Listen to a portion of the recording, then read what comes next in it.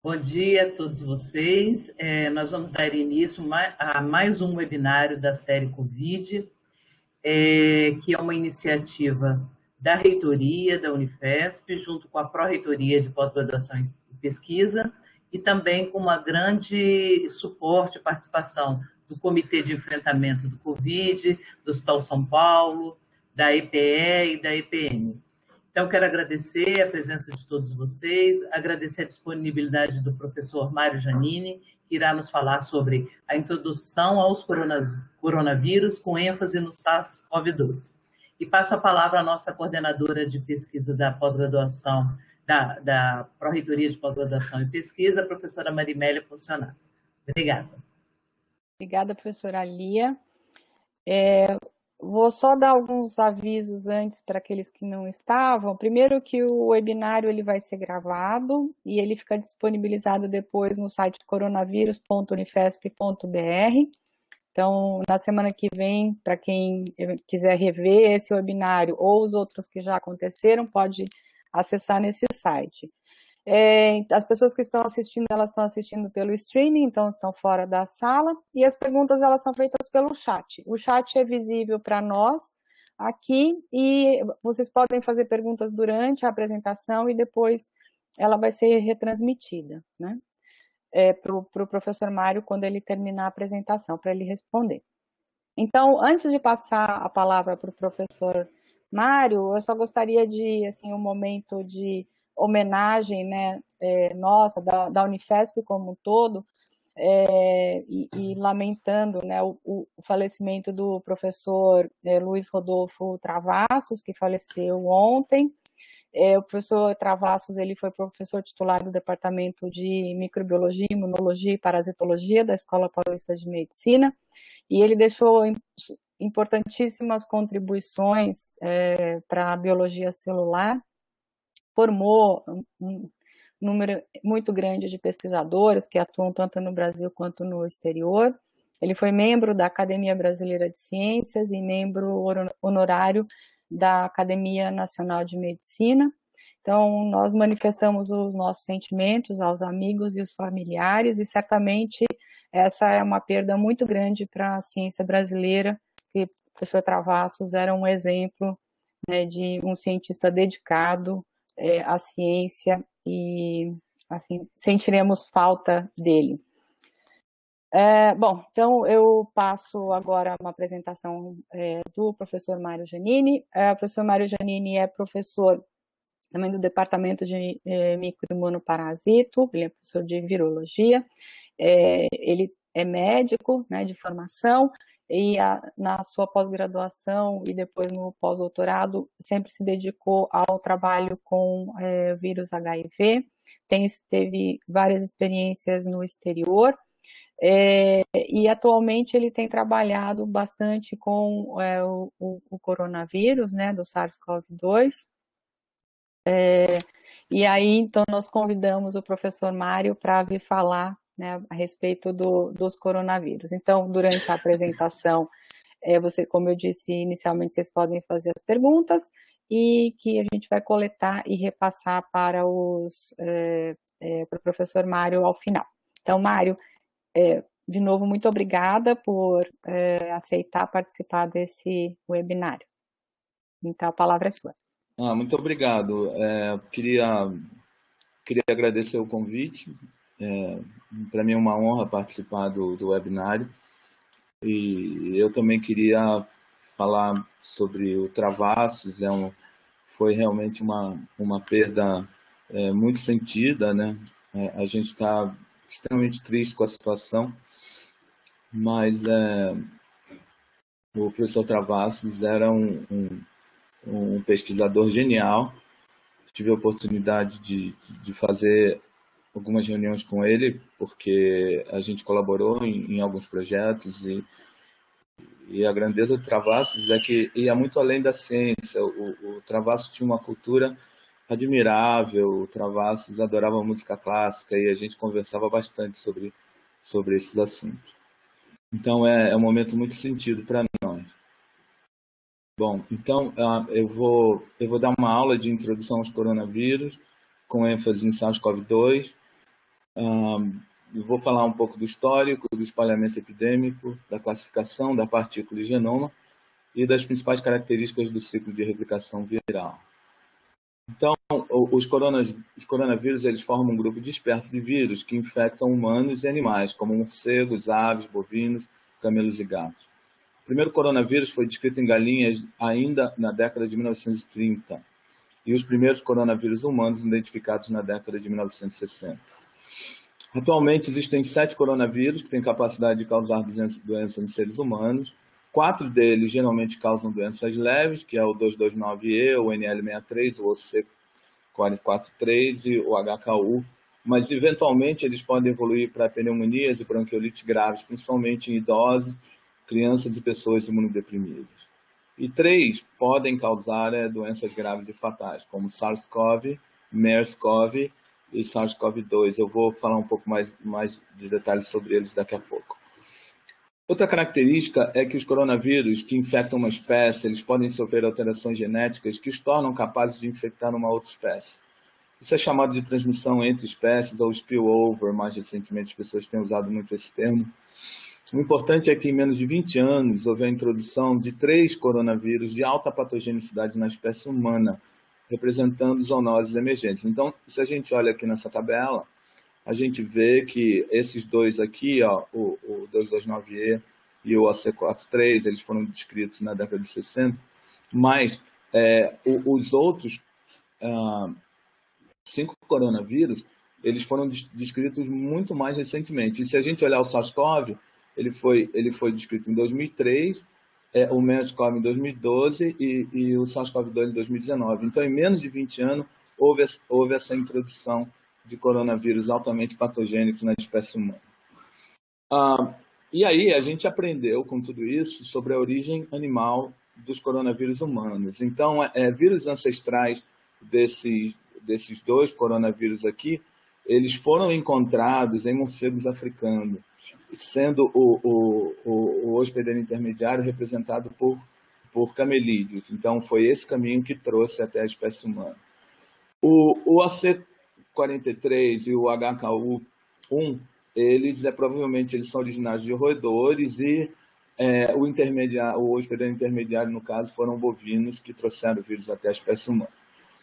O SARS-CoV, que é um vírus que teve uma importância muito grande no início do milênio, né, no início dos anos 2000, ele é o vírus causador da síndrome respiratória aguda grave. Essa sigla significa exatamente coronavírus causador da síndrome respiratória grave. Essa sigla SARS-CoV significa isso. Então, ele emergiu através da recombinação entre coronavírus relacionados presentes em morcegos, que são o que a gente representa como SARS-CoV-R de relação, SARS-Rzinho de relacionado, CoVs. E o que a gente acredita é que esse vírus ele partiu do morcego e ele se adaptou rapidamente a esse tipo de felinos chamado civeta.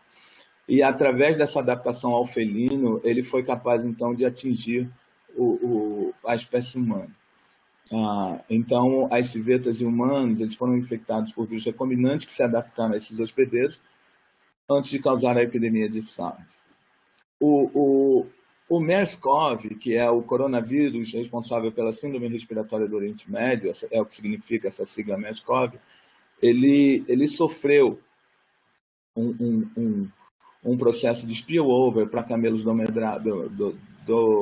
dromedários há pelo menos 20 anos atrás. Então, essa questão do spillover e de termos zoonoses emergentes envolvendo coronavírus é uma preocupação que a gente aprendeu a partir de 2003 com SARS-CoV e a gente precisa aumentar nosso cuidado e a nossa preocupação a respeito disso, porque a situação que a gente está vivendo agora pode ser que ela não seja a única e que a gente tenha que enfrentar de novo um problema desse num futuro, talvez a médio prazo. Então, aqui é uma linha dos eventos epidêmicos, né? Eu vou falar um pouco primeiro dessa epidemia de SARS-CoV que aconteceu em 2002/2003. Foi uma epidemia que durou apenas 8 meses. Esse vírus nunca foi um transmissor eficiente. E as pessoas, na verdade, elas só transmitiam após o aparecimento dos sintomas. em torno de 24 horas, 36 horas após o aparecimento dos sintomas, e em hospitais. E não havia um número elevado de casos assintomáticos transmissores. Então, vocês veem que o manejo dessa epidemia ela foi muito facilitada por causa dessas características. E com isso, o distanciamento social teve um efeito decisivo, que é uma epidemia que esse vírus ele acabou sofrendo um processo de erradicação da espécie humana. O problema é que a taxa de mortalidade ela foi elevada para a SARS-CoV, em torno de 10%. Se a gente olha aqui agora em 2012, que é justamente o ano que mostra a introdução de MERS-CoV na população humana, esse vírus ele também está associado a uma baixa transmissão, mas a fatalidade dos casos é mais do que o triplo do que SARS-CoV. Então, a gente tem esse porcentagem de 34% de mortalidade. Esse vírus ele ainda permanece em camelos, na verdade, de 70% a 90% dos camelos, eles possuem sorologia positiva para a infecção por MERS-CoV. E esse vírus já foi identificado em camelos desde 1983 na Somália. Coisa interessante, né, que vale a pena a gente pensar, é que, apesar do vírus foi identificado em camelos em 1983, ele só fez evento de spillover a partir de 2012. E outra coisa importante é que isso só acontece de forma recorrente na Península Arábica. Houve um surto isolado na Coreia do Sul em 2015. Mas uma coisa que as pessoas também não sabem, é importante dizer, que atualmente esse vírus continua fazendo eventos de spillover para a espécie humana. A gente acredita que ocorram 2 eventos de spillover por semana, até os homens, e até julho de 2020 houve 61 novos casos. Então, olhando uma linha do tempo agora da nossa compreensão a respeito dos coronavírus, né? Vocês veem aqui que os balãozinhos cinza dizem respeito às nossas conquistas. A gente, por exemplo, em 1935, a gente aprendeu um pouco sobre a proteína spike, que vocês já devem ter ouvido falar. Em 82, a gente viu que o vírus replicava e tinha um processo de expressão gênica com RNAs mensageiros alinhados. Então, houve várias conquistas científicas, né? Desde 1960 até aqui onde a gente está em 2020. Uma coisa importante é que a epidemia de SARS-CoV, que aconteceu em 2002/2003, ela mudou a nossa concepção a respeito dos coronavírus, que a gente achava que eram vírus que estavam quase que absolutamente envolvidos ao resfriado comum. Então, a epidemia de SARS-CoV mudou a nossa concepção.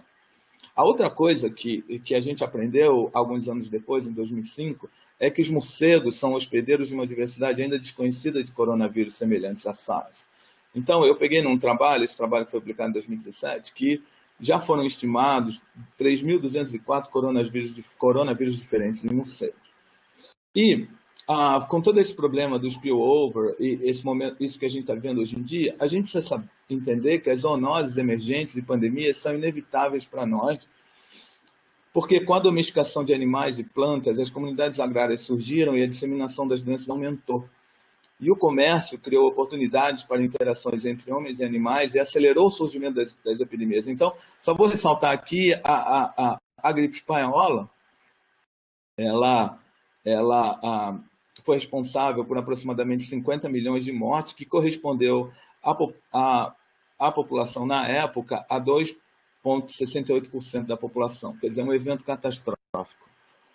Uma outra coisa que nos deixa vulnerável é o aumento da densidade populacional e do número absoluto da população humana, porque isso facilita o espalhamento de doenças e a constante manutenção na população de indivíduos suscetíveis, porque o vírus não consegue chegar a todo mundo, tem o efeito da imunidade de rebanho. Então, a gente, com populações enormes, esse número residual de indivíduos suscetíveis, ele continua a existir. Só para chamar a atenção que nas últimas décadas, a gente aumentou a nossa população em 1 bilhão de indivíduos. A cada 10 anos, a população global humana aumenta 1 bilhão de indivíduos. Então, é outro problema. A outra coisa é a intensa urbanização.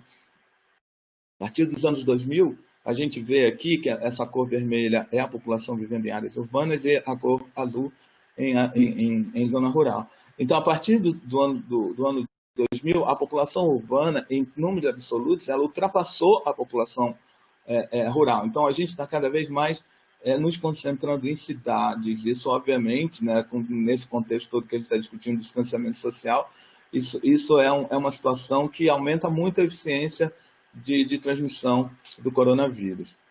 Outra coisa foi a globalização, né? Nós nos deslocamos globalmente de forma muito eficaz. Então, de um momento para o outro, a gente está em outro lugar do mundo. Outra coisa é o consumo de carne nos faz conviver com animais domésticos. Então, se a gente olha aqui nesse gráfico, essa linha rosa, essa linha ondulada rosa, ela representa os animais silvestres, né? Então, a gente pode ter um evento de spillover de um animal silvestre para o humano, com certeza, né? Aqui a gente vê a população humana, mas a gente pode ter um processo em duas etapas, né? Que o animal silvestre passa para o animal doméstico e o animal doméstico amplifica esse vírus, e a gente vive muito próximo do animal doméstico, e com essa amplificação a gente tem um spillover em duas etapas. Então, o grande consumo de carne nos torna mais vulneráveis a esse tipo de evento. E aí a gente pergunta onde vai se iniciar a próxima epidemia, né? E essa organização aqui, sem fins lucrativos, chamada EcoHealth Alliance, ela faz um mapeamento no mundo inteiro, baseado em dados prévios, número populacional, proximidade com animais silvestres e tudo mais, tudo é levado em consideração. Ela determina as áreas que estão sob maior risco de uma zoonose emergente. E quanto mais amarelado no gráfico, maior o risco. Então, ela faz esse estudo em 30 países do mundo. E eles têm também o que eles chamam de projeto do Viroma Global, que a missão é descobrir, identificar e estudar a grande maioria dos vírus desconhecidos nos próximos 10 anos. E eles acreditam que exista 1,7 milhão de vírus não identificados ainda em mamíferos e humanos que potencialmente podem nos oferecer alguma ameaça. Então, eu peguei esse texto aqui, eu dei uma resumida porque eu achei ele muito bem escrito. As pandemias recentes são uma consequência direta da atividade humana e do nosso sistema financeiro global, baseado no crescimento econômico a qualquer custo. Então, desmatamento crescente, com destruição de biomas, expansão descontrolada da agropecuária, sendo que animais domesticados hospedam 50% dos vírus zoonóticos e incluem porcos, vacas e aves, aumento das áreas urbanas, a exploração de espécies silvestres e exóticas, criaram a situação ideal para a passagem de doenças de animais para a espécie humana. E o texto termina assim: é provável que as pandemias futuras ocorram mais frequentemente, se propaguem mais rapidamente, tenham maior impacto econômico e matem mais pessoas, se não formos extremamente cuidadosos acerca das escolhas que fazemos. A gente, baseado em tudo isso que eu li e apresentei para vocês, existe uma ameaça constante representada pela possibilidade que vírus de outras espécies sejam capazes de se tornarem vírus pandêmicos na espécie humana.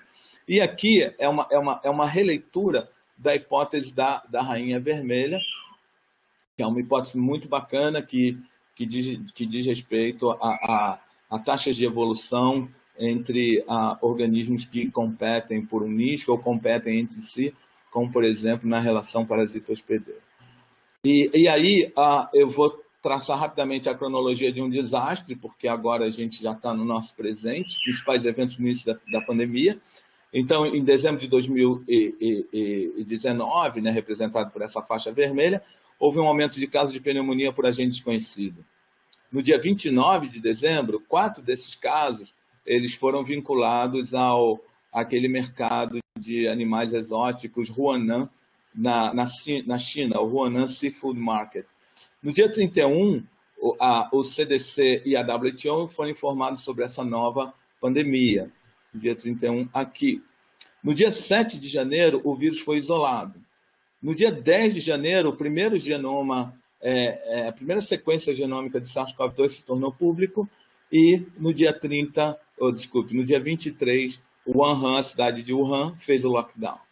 E aí o que aconteceu, assim, a maneira como eu vejo isso é que houve um Big Bang viral. porque na ausência de imunidade prévia, todos os indivíduos são teoricamente suscetíveis. Um novo respiratório com rápida dispersão viral na população e na ausência de vacinas ou antivirais, criou isso que a gente está vendo, que para mim se assemelha a um Big Bang viral. E esses números não param de crescer. Em 11 de março, a OMS ela declarou o problema relacionado a SARS-CoV como uma pandemia, e de acordo com o indicador do Johns Hopkins, que é atualizado quase que em tempo real, hoje em dia a gente tem, na verdade eu vi isso há 2 dias atrás, já mudou, existem mais de 17 milhões de casos no mundo e quase 700 mil mortes confirmadas, né? Então, que variáveis contribuem para o espalhamento de patógenos, aqui no caso o vírus, né?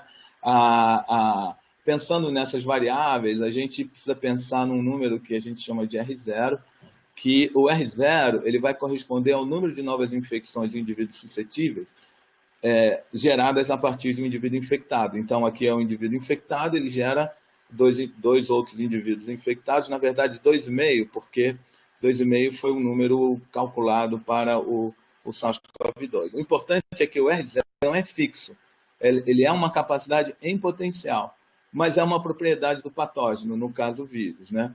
E idealmente será de 2,5, ou seja, uma pessoa infectada infecta 2,5 pessoas, então idealmente será 2,5 para o SARS-CoV-2, em uma população homogênea de indivíduos que possuem a mesma probabilidade de se infectarem e são suscetíveis e se comportam socialmente da mesma forma. Então, a gente vê aqui esse slide, é um slide muito bacana, que ele dá diferentes valores de R0 para diferentes vírus. A gente vê aqui o MERS, que a gente discutiu, aqui está como 0,8. Na verdade, ele é bem menor do que isso, ele é 0,35. O SARS-CoV-2 é 2,5. E a gente vê o sarampo, que o vírus do sarampo de Stowe, ele tem um R0 de 16. E normalmente, a gente uma relação inversamente proporcional entre a fatalidade e o R0, representado aqui por essa diagonal azul. Então, aqui no eixo X, a gente vê a fatalidade, né, em porcentagem, e aqui no eixo Y, a gente vê o R0. Então, a gente vê esses vírus aqui, que vocês escutam falar bastante deles, como a gripe aviária, Ebola, MERS, SARS, todos que tenham uma fatalidade altíssima, eles normalmente têm um R0 bastante baixo, bastante baixinho. E aqui, embora o sarampo ele não represente um vírus que não tem uma mortalidade importante, porque de fato ele tem, mas se a gente olhar aqui, essa mortalidade está em torno de talvez 0,3, mas o R0 dele é enorme, em torno de 15, 16. Então, isso gera esse efeito inversamente proporcional. É claro que é só a gente pensar, vou falar rapidamente para não tomar muito tempo. O vírus é um parasita intracelular obrigatório, e ele depende absolutamente do hospedeiro para propagar. Se o vírus ele tem uma capacidade de matar o hospedeiro de uma maneira tão rápida, de uma maneira tão intensa, é claro que ele mesmo vai quebrar a própria cadeia de transmissão dele, porque ele depende absolutamente do hospedeiro. Então, normalmente, a gente vê esse efeito inversamente proporcional entre fatalidade e R0. Duas variáveis importantes no cálculo do R0 são o quanto o vírus é infeccioso e qual a duração do período de tempo em que uma pessoa pode transmitir o vírus. Então, é isso aqui que essa multiplicação está mostrando. Os vírus respiratórios eles são muito contagiosos, mais do que vírus que dependem de fluidos corporais como veículo. Quanto mais longo o período de produção viral, quer dizer, o indivíduo infectado está produzindo vírus, maior a probabilidade de transmissão também. E quanto maior a carga viral desse indivíduo infectado, maior a probabilidade de transmissão. Outra coisa que contribui para o espalhamento se a rede populacional for extremamente densa, a gente vai ter um número maior de contatos, por isso que a gente faz distanciamento social, e o período de transmissão ele pode ser encurtado se o indivíduo se recuperar ou se ele morrer. Aquilo que eu expliquei do vírus como um parasita intracelular obrigatório. Essas coisas a gente viu bastante, né? Foi discutido bastante, eu não vou ficar muito tempo. aqui, mas a gente discutiu bastante que se a gente não fizer nenhuma medida de contenção, a gente vai ter um pico da doença rápido e extremamente alto. E isso vai colocar em vulnerabilidade e muita pressão nos nossos sistemas de saúde. Então, a gente fez aquela história do achatamento da curva, né? O pico do vírus, se a gente não tiver uma vacina, se a gente não tiver antirretrovirais efetivos, esse pico desse vírus ele vai mais ou menos representar o estabelecimento de imunidade de rebanho, que as pessoas têm discutindo muito na região norte do Brasil, por exemplo, para Manaus, Amapá, pode ser que a gente tenha atingido essa situação do pico e aí a imunidade de rebanho. A imunidade de rebanho ela pode ser calculada por essa fórmula que é 1 menos 1 sobre R0. Então, é fácil da gente deduzir que quanto maior o R0, maior será a porcentagem de indivíduos infectados necessária para chegar à imunidade de rebanho, porque se eu boto um número maior aqui no denominador, esse número aqui que eu vou subtrair de 1, ele vai ser cada vez menor. Então, como a gente calcula no resíduo, né, do que é subtraído a partir de 1, a imunidade será de rebanho, ela representará um número maior, uma porcentagem maior de indivíduos infectados em vírus que são altamente transmissores. Outra coisa importante, R0 é diferente de R efetivo. R efetivo será o R0 após as medidas de contenção do espalhamento viral. Então, a gente tem uma coisa aqui que que a gente observa, é super intuitivo. Se o R, que é o R efetivo, for maior do que 1, o vírus se espalhará eficientemente na população. Se o R for igual a 1, o vírus ele ou poderá se tornar epidêmico, atingindo o equilíbrio, ou eventualmente se extinguir. E se o R for menor que 1, com certeza o vírus se extinguirá da população em tempo finito. Então, só queria fazer um comentário. Quando eu falei de MERS, que eu falei que o R0 de MERS era 0,35, a gente pergunta assim, mas por que ele não extinguiu? Por que ele é um vírus que ainda está presente? Porque ele está sempre cruzando do camelo para o ser humano. Esse camelo representa um reservatório que transmite para o ser humano 2 vezes por semana, porque se não houvesse o reservatório, ele com certeza já tinha se extinguido. Então, as medidas que a gente usa, né, para tentar conter esse avanço epidêmico é o distanciamento social, é uma intervenção não farmacológica, é social. A gente também pode usar máscaras, a gente pode ter assistência hospitalar, a gente pode ter vacinas, a gente pode ter um tratamento antiviral específico, né? Na verdade, eu escrevi esses dois, mas todas essas medidas aqui, elas possuem tantos efeitos individuais como populacionais.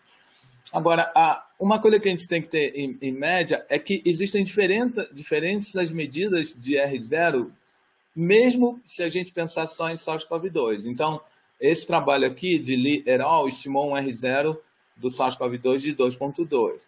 Já esse outro trabalho estimou um R0 de 2,68.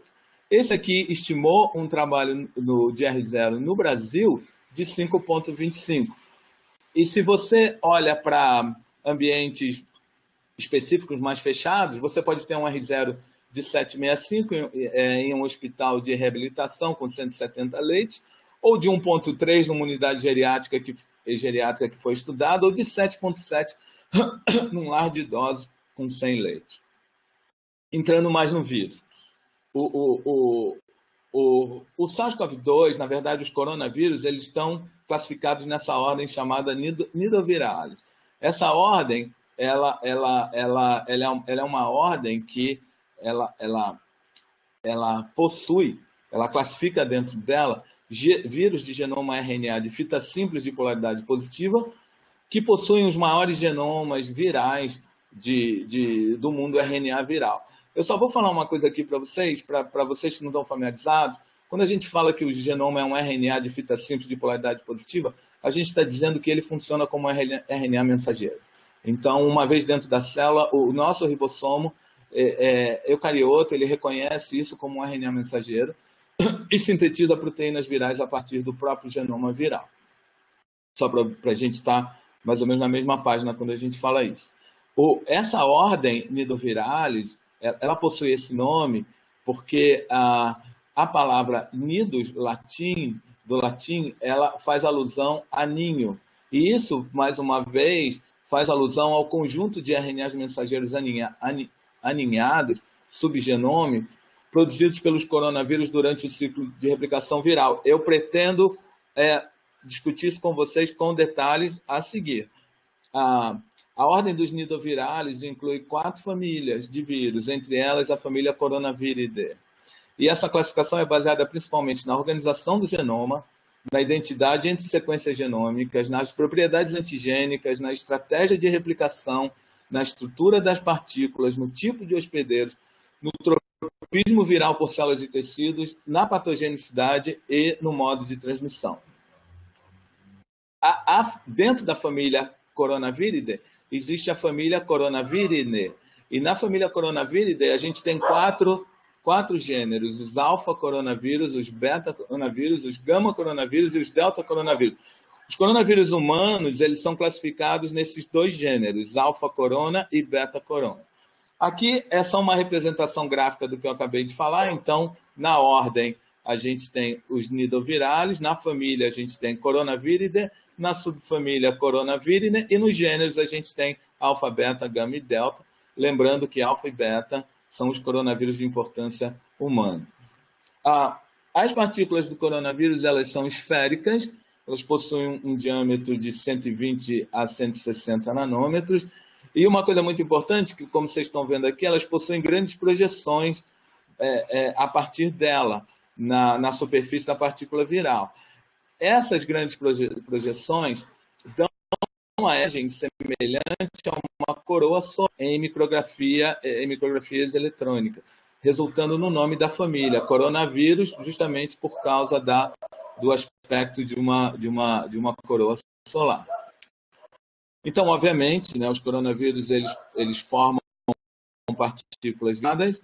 As proteínas de spike, que é feito de corona, elas compõem as espículas da superfície viral e são responsáveis pela ligação aos receptores celulares. Elas que contactam os receptores celulares e atuam na entrada e influenciam o tropismo viral. A proteína M, que é essa verdinha aqui, é chamada de proteína de membrana e atua na montagem e na arquitetura da partícula viral, porque ela possui um terminal que não está representado aqui, um terminal carboxo, que interage com o nucleocapsídeo viral aqui. Então, ela, através da sua interação do seu C-terminal com o nucleocapsídeo, ela atua na arquitetura e na montagem da partícula. A proteína E, que é essa pequenininha aqui, também é conhecida como proteína de membrana pequena, também desempenha um papel na montagem e na liberação do vírus. Proteína N, que é a proteína do capsídeo viral, que é essa que vai aparecer como essas bolinhas cinza claro, elas têm uma afinidade muito grande pelo genoma viral e elas formam, na verdade, o nucleocapsídeo viral, que vai ter um aspecto helicoidal. Ele parece uma mola, ele tem um aspecto helicoidal. Agora, isso que eu vou falar é extremamente importante. O RNA genômico dos coronavírus, em média, ele possui 30 mil ribonucleotídeos. Então, é um tamanho extremamente grande, fora da distribuição do tamanho normal de genomas RNA. Então, os coronavírus, dentro do mundo RNA dos vírus, eles são os vírus que possuem o maior genoma. E como eu falei para vocês, esse genoma enorme no mundo viral, ele é um RNA de fita simples de polaridade positiva. Falei para vocês que pode funcionar como RNA mensageiro. Ele possui um CAP no extremo 5' e possui uma cauda poliar no extremo 3'. Aqui, só como uma nota, tanto a proteína membrana como do nucleocapsídeo também são capazes de antagonizar a resposta interferônica. Bom, em termos da estrutura do genoma, aqui em cima são esse slide diz só respeito a coronavírus humanos. Aqui em cima estão os alfa-coronavírus. Esses alfa-coronavírus humanos são o 229E e o NL63. E aqui embaixo, que vai ter mais importância para nós nessa aula e para o momento que a gente está vivendo, são os beta-coronavírus. Os beta-coronavírus são divididos em 3 linhagens, ABC. A linhagem A, ela possui o C43 e HKU1. A linhagem B, ela contém T contém MERS-CoV. O que é importante, vocês veem que há um tema comum nesses genomas inteiros, esses genomas coronavírus, eles têm uma região que a gente coletivamente se refere como ORF1, que na verdade é dividida em duas fases de leitura, ORF1A e ORF1B, que é coletivamente uma ORF que contém 2/3 do genoma viral. Ela é extremamente grande e ela é responsável por codificar as 16 proteínas que vão formar o complexo de replicação e transcrição viral, que basicamente vão atuar na transcrição do vírus. Então, os 2/3 iniciais do genoma, ele é responsável por codificar proteínas não estruturais. O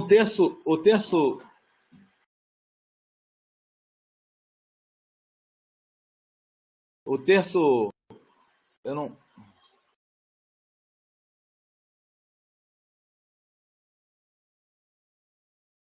Um terço terminal do genoma viral, eu não sei se eu estou online.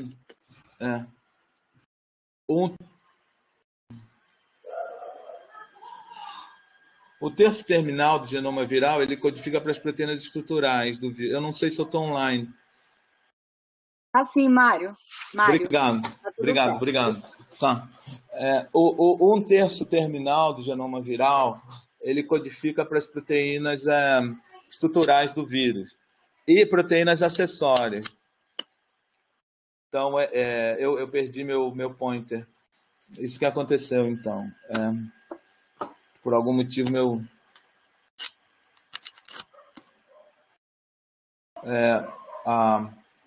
esse um terço à direita do genoma, essa parte colorida do genoma, já que eu não tenho pointer, que vocês veem aqui no genoma de cima, vocês veem spike, aí vocês veem a letra E, vocês veem a letra M e vocês veem a letra N.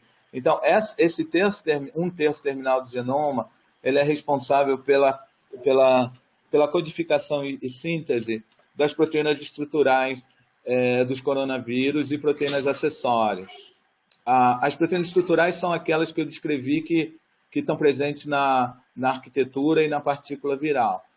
E as proteínas acessórias, que são essas que vocês veem, por exemplo, no terceiro painel à direita, que tem vários números e números seguidos de letra, essas são as proteínas acessórias. Essas proteínas acessórias são proteínas cuja função é voltada para o hospedeiro. O papel delas é fazer essa interface com o hospedeiro. Então, elas são gênero específico, cada gênero de coronavírus possui um conjunto de proteínas acessórias respectivo, e elas são, por exemplo, elas são dispensáveis para a replicação viral, inclusive em cultivo celular. Bom, muito se falou, e vocês viram que saiu um trabalho na Nature 2 dias atrás, muito se falou sobre a origem dos coronavírus, no painel da direita, da esquerda, vocês veem, uma pena que eu não estou com... Um minuto. Mário, eu acho que agora tá... Veja se, parece que eu estou vendo uma setinha, tenta... Não, essa setinha não é a minha. Isso tá. A minha. O meu. Deixa eu tentar mais uma vez, espera aí. Só um minuto. Bom, tem que tirar o apresentador e devolver de novo para. Eu tenho medo dele sair. Deixa eu tentar mais uma vez. Eu vou seguir aqui. Esse slide é dividido em dois painéis. O painel da esquerda, o que vocês veem é um gráfico que a gente chama de plot de similaridade.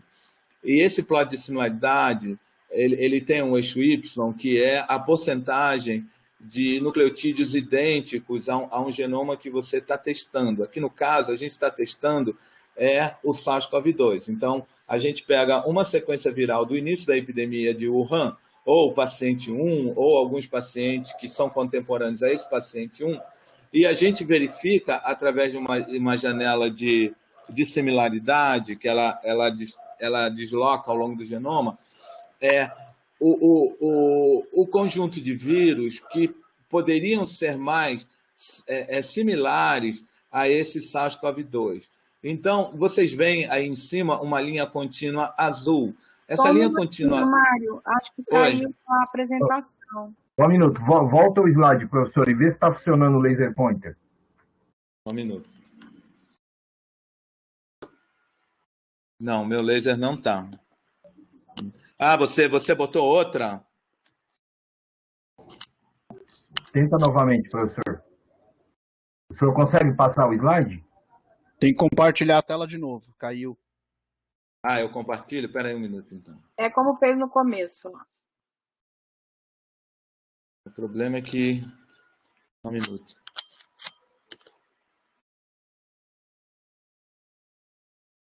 Eu não sei porque meu mouse parou de funcionar.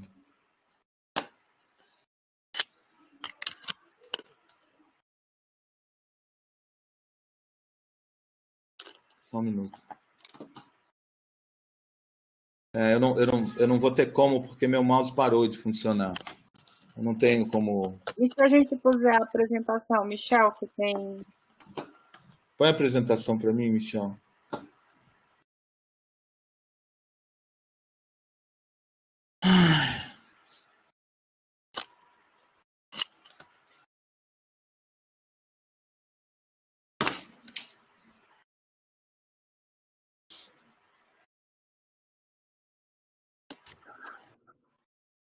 Você consegue pôr, Michel?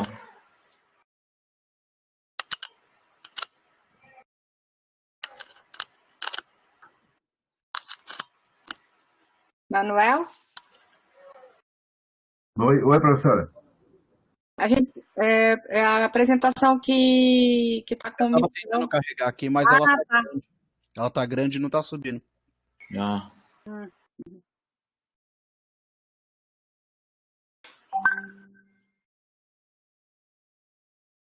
Vou te passar, você consegue compartilhar aí, ô Manu? Pode passar.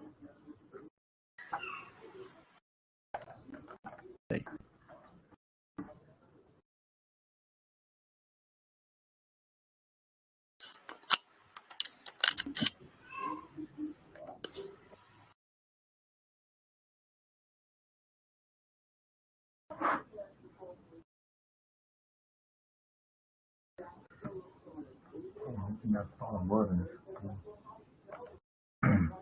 Te mandei no e-mail aí. Aí você tem que abrir aí e compartilhar a sua tela, então. Vou fazer isso, peraí.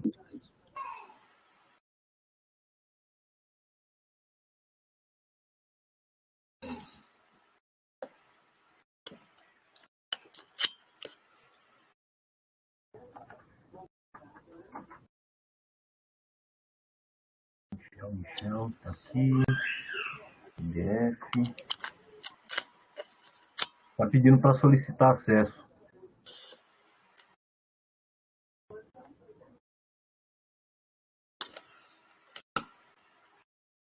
Não foi o PDF?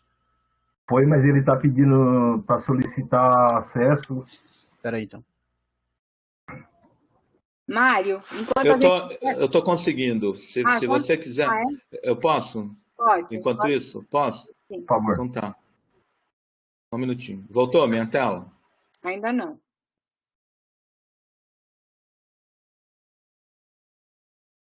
Voltou agora? Espera aí, professor. Tenta agora. Oi? Ainda não. Só um pouquinho.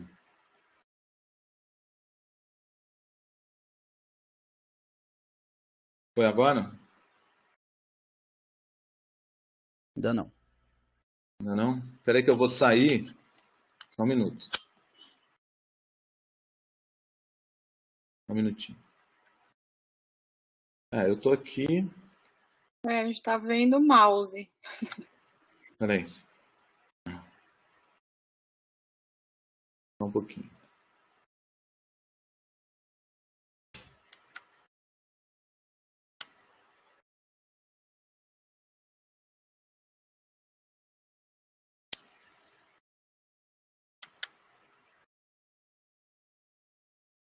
Foi agora?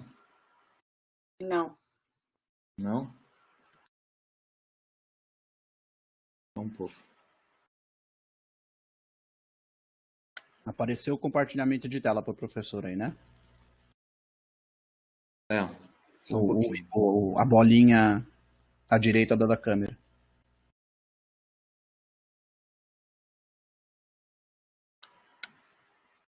Ah, você tá projetando ou sou eu que estou projetando?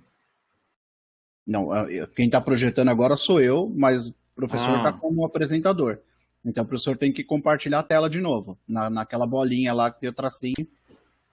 aqui? Isso. Agora Agora abre a apresentação. Mas para mim não consigo ver. Abre a apresentação. O professor compartilhou a tela e não a janela dessa vez. Pode interromper o Peraí. compartilhamento. Aí, abre, Aí. abre que vai funcionar. Abrir? Vocês estão vendo? ótimo. Sim, só colocar em modo Estamos apresentação. vendo, tá? Só um pouquinho. Ah, Aí. agora foi? Acho que só pôr o ocultar aí e... Perfeito. Voltou. Ótimo. Voltou. Então, como eu estava falando para vocês, isso aqui é o que a gente chama de plot de similaridades, né? E aqui no eixo Y eu tenho a porcentagem de identidade de nucleotídeos, e no eixo X eu tenho as posições do genoma.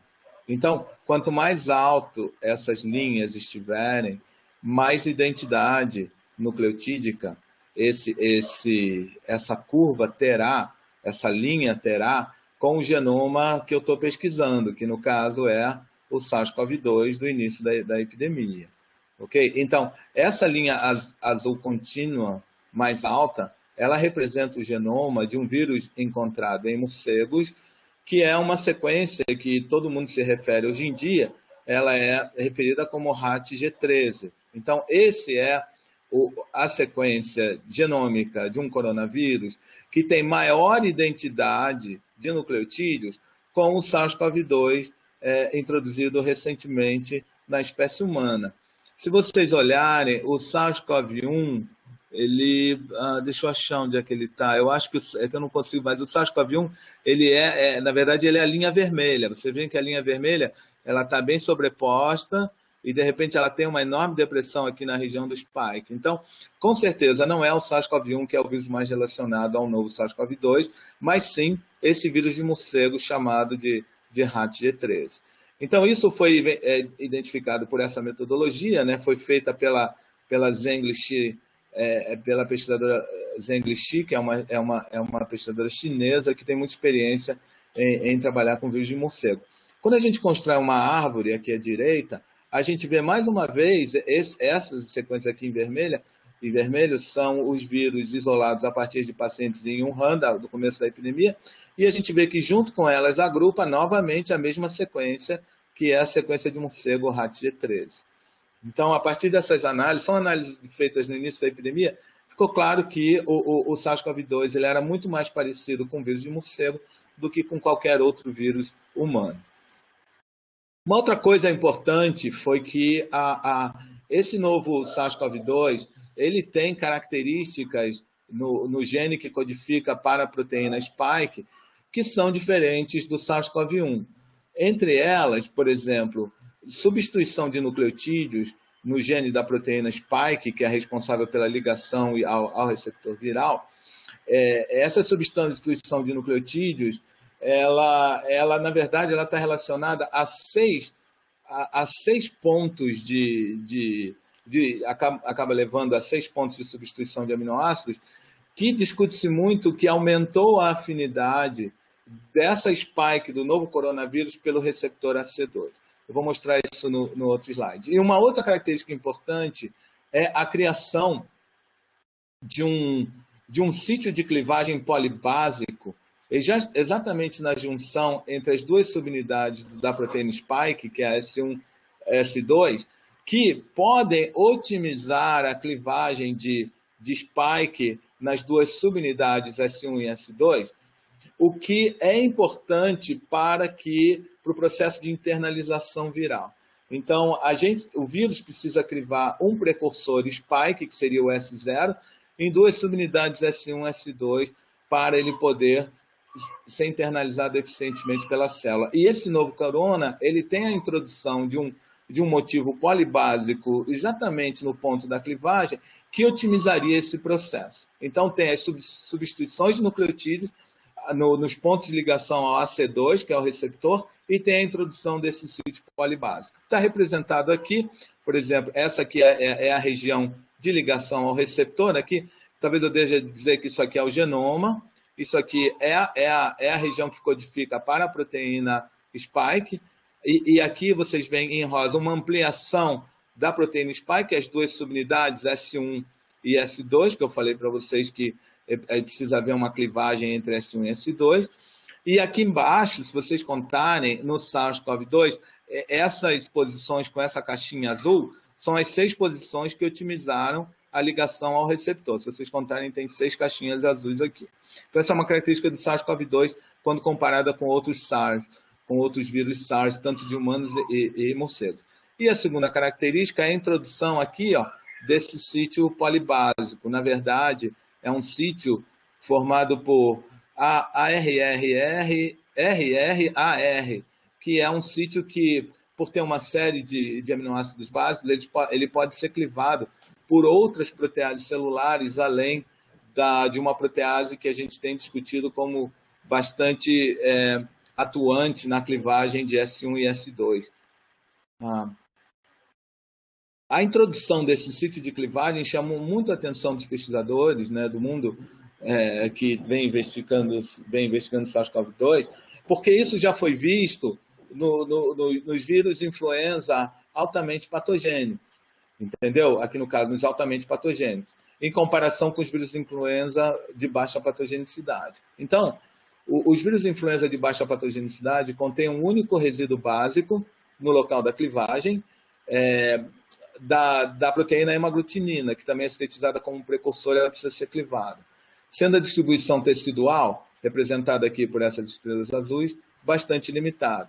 Já as formas altamente patogênicas do influenza aviário, eles têm sítio de clivagem com vários resíduos básicos, e isso permite que o vírus ele seja clivado por diferentes proteases celulares que estão expressas numa variedade de tipos de tecidos e células diferentes. Então, aqui vocês veem que as estrelas azuis, que são os pontos de clivagem ou de replicação eficiente viral, são muito mais numerosos e distribuídos sistemicamente nas aves. Então, a presença desse sítio polibásico no novo coronavírus foi uma coisa que tem sido bastante debatido, se isso traz uma vantagem para esse vírus durante o processo de infecção celular. Aqui à direita, falando sobre o mesmo assunto, vocês veem de novo um desenho que representa a spike, aqui é a unidade S1, aqui é a subunidade S2, e o sítio de clivagem novo, ele exatamente na fronteira entre S1 e S2, e aqui está muito pequenininho, são os aminoácidos básicos introduzidos. Esse trabalho é um trabalho muito interessante, eles fizeram um Western blot e viram que em pseudotipos, em partículas de pseudotipo vírus, né, vírus pseudotipo, o SARS-CoV-1 que não tem o sítio de clivagem, a proteína está como precursor, mas no SARS-CoV-2, que tem um novo sítio de clivagem, ela já está totalmente clivada aqui, demonstrando esse peso molecular aqui de 90 kDa.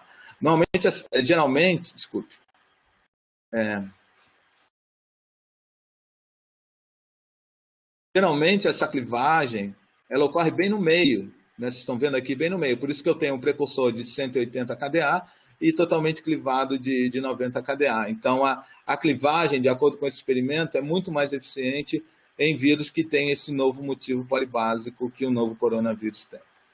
Na verdade, assim, isso não está totalmente resolvido. O que eu estou falando para vocês não é o que fechou que o vírus tem características mais patogênicas do que o outro. Isso ainda está sob intensa investigação. Ainda falando de spike, da proteína spike, tem coisas muito interessantes, né? Aqui embaixo a gente vê 3 diagramas que representam a proteína spike encontrada em três hospedeiros diferentes, né? Então aqui em cima a gente vê a spike do do Corona 2. Aqui em cima, a gente vê, por exemplo,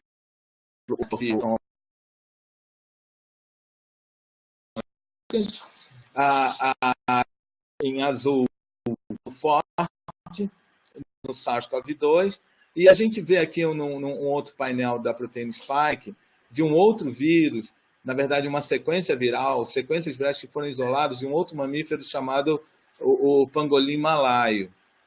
O pangolim malaio, embora ele tenha uma identidade de genoma com o novo coronavírus menor, em torno de 90%, ele tem, surpreendentemente, o sítio de ligação ao receptor muito parecido com o novo SARS-CoV-2. Então, guarda essa informação quando eu comparar aqui com o terceiro. Essa terceira proteína Spike é a do RAT-G3, que é aquele que tem maior identidade nucleotídica com o novo SARS-CoV-2. Porém, o domínio de ligação ao receptor, ele é bastante diferente.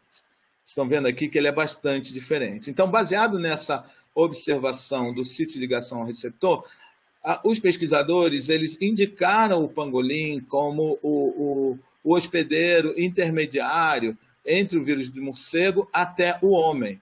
Mas se a gente olha na identidade nucleotídica genômica global, ela é menor do que a do vírus do morcego. Ela é em torno de 90%. Então, esse trabalho foi publicado na Cell, um trabalho muito interessante, que as coisas vão aparecer diferentes de acordo com a perspectiva que você olha. Então, aqui na árvore rosa à esquerda, quando você olha para o genoma completo, é claro que se eu montar uma pequena árvore aqui, eu vou ver o vírus SARS-CoV-2 muito relacionado ao vírus de morcego RAT-G13, baseado em sequências de genoma completo. Isso está refletindo isso aqui, ó. Esse vírus RAT-G13 ele tem 96% de identidade com o vírus humano. Então, quando eu monto uma árvore de genoma completo, os dois ficam muito mais relacionados entre eles do que o pangolim. Agora, quando eu olho para a parte azul, que é a porção de ligação ao receptor, você vê que a topologia da árvore aqui azul, ela modifica completamente. Porque agora quem vai aparecer mais relacionado com outro é o vírus humano, o SARS-CoV-2 humano, com o pangolim. Quando a gente olha aqui na árvore verde a presença daquela inserção polibásica que torna mais eficiente a clivagem pela protease, aí a gente vê que só o SARS-CoV-2 tem e que os outros dois vírus não têm. Então, obviamente, que os dois vírus, o morcego e o vírus do pangolim, o vírus do morcego e o vírus do pangolim, eles ficam mais correlacionados entre eles. E quando eu comecei a ler isso, eu me lembrei da fábula, a fábula de sábios cegos que tentam descrever o que é um elefante. Então, eles tocam partes diferentes do elefante, como, por exemplo, a tromba, a orelha, o corpo, e quando eles comparam depois as anotações, a impressão que eles têm é que cada um viu uma coisa diferente. Então, esse efeito de cada região do genoma parecer mais com um tipo de vírus e menos com outro tipo de vírus, a gente sabe que isso é um efeito de recombinação entre os genomas virais. Então, já se sabe que os coronavírus eles são vírus capazes de sofrer um processo intenso de recombinação. Isso já foi mensurado em torno de 20%, 25%. E essa mistura na verdade, de trechos de genoma, de genes, permite a geração de genomas mosaicos que reúnem no mesmo genoma diferentes histórias evolutivas. É como se trechos do genoma eles tivessem evoluído independentemente. Então, esse trabalho, que é um trabalho que antes ele estava publicado no medRxiv, e agora ele foi publicado há 2 dias atrás, foi um trabalho que eles investigaram isso, né? Então, eles não investigaram, isso é uma coisa que a gente já sabia, né? Os coronavírus demonstram um padrão complexo de eventos de recombinação, gerando novas combinações de alelos, facilitando a exploração do espaço fenotípico e gerando eventos de spillover. Então, isso era uma coisa que a gente já sabia ali, a partir da primeira epidemia de SARS-CoV. Agora, a gente também já sabia que o RAT-G3 é o vírus de morcego mais próximo de SARS-CoV-2.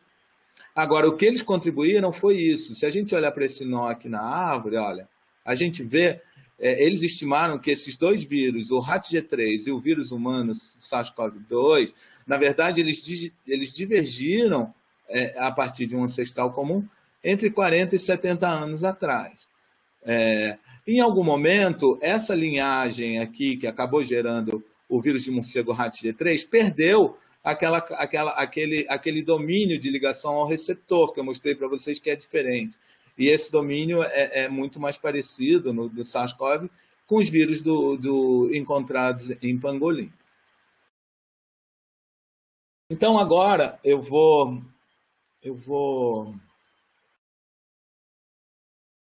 tentar falar um pouco da replicação do coronavírus. Eu acho que eu vou ter que falar isso de uma maneira muito resumida, mas tem alguns aspectos muito interessantes que eu queria ressaltar.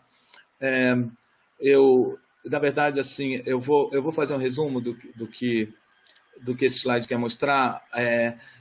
Esse slide é um slide que tenta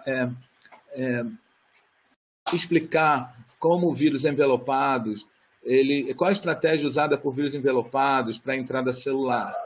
Então, esses vírus envelopados, que possuem proteínas de envelope, eles têm uma tarefa muito difícil pela frente, porque eles precisam fundir o envelope viral, que é essa camada lipídica mais externa da partícula viral, eles precisam fundir o seu envelope viral com a membrana da célula hospedeira.